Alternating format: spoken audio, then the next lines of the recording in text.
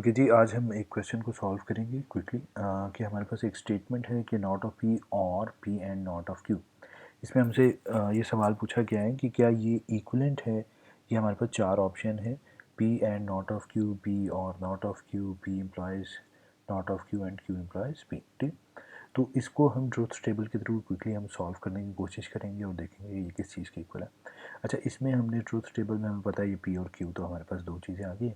हमने इसका क्या निकालना है, नॉट ऑफ पी निकालना है। ठीक है, अब ये मेरे पास अगर ये पी था तो मैं यहाँ पे नॉट ऑफ पी निकाल रहा हूँ 1 1 0 0। ठीक, इसके बाद मुझे एक और भी चीज़ चाहिए होगी इसके अंदर, नॉट ऑफ क्यू। ठीक है, तो ये मैं यहाँ पे भी नॉट ऑफ क्यू निकालूंगा। ये हमारे पास क्यू था तो मैं इसको 1 0 1 0 find out.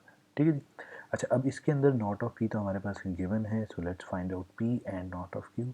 P and not of Q, इन दो कॉलम्स का अब हमने क्या ले लेना है, एंड गेट। इसमें क्या लगा हुआ जी, एंड गेट लगा हुआ, तो हम इसके अंदर एंड ले लेते हैं जी। 0 एंड 1 इज़ 0, 0 और 0 and 0 is 0, 1 and 1 is 1 and 1 and 0 is 0। ठीक है, तो मैंने ये P and not of Q जो इसके अंदर था वो मैंने अलग फाइंड आउट कर लिया।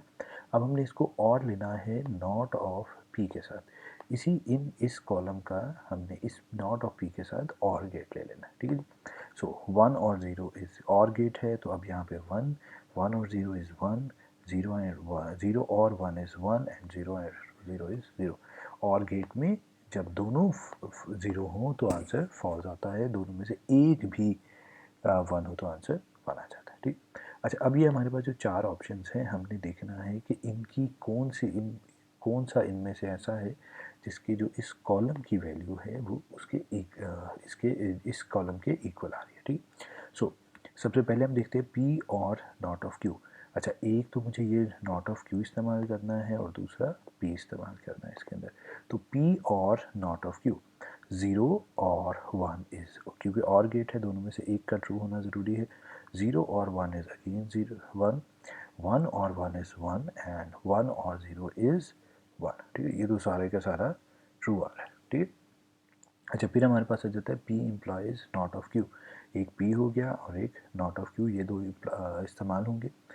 एम्प्लॉयज़ का हमारा रूल क्या है कि अगर दोनों क्या हो, सेम हो, तो हम वहाँ पे 1 लिख देते हैं, और अगर दोनों सेम ना हो तो जो राइट साइड पे है वो लिख देते हैं। ठीक, तो इसमें हमारे पास एक कॉलम ये है राइट साइड वाला और लेफ़्ट साइड वाला ये है।